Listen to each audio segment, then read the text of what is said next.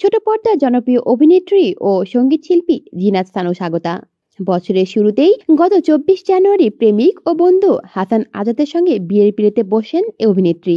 স্বাগতার স্বামীর পুরো নাম ডক্টর হাসান আজাদ। তিনি লন্ডন প্রবাসী। তার জন্ম ও লেখাপড়া সবই যুক্তরাজ্যে।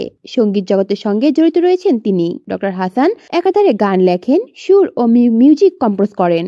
কলম্বিয়া ইউনিভার্সিটি থেকে পিএইচডি করা হাসান পেশায় একজন ব্যবসায়ী।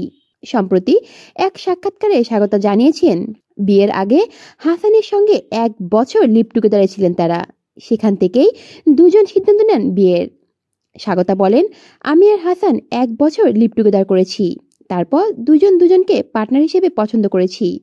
অভিনেত্রীর ভাষায়, তাদের লিভ টুগেদারের সিদ্ধান্তে পরিবারের কোনো সমস্যা ছিল না। তিনি বলেন, আমরা যখন লিভ টুগেদার করেছি আমাদের দুজনের বাবা মার পক্ষ থেকে কোনো সমস্যা ছিল না।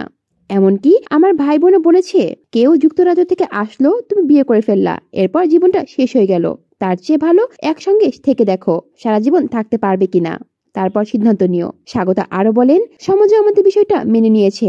প্রথমে একটু সমস্যা হয়েছিল, কিন্তু পরে বিষয়টা স্বাভাবিক হয়ে গেছে। আমি মনে করি আমাদের সমাজের পরিবর্তন হচ্ছে, ডিভোর্স নর্মালাইজ হচ্ছে, লিভ টুগেদারও নর্মালাইজ হবে। কলি শিকদার, বাংলা নিউজ নেটওয়ার্ক।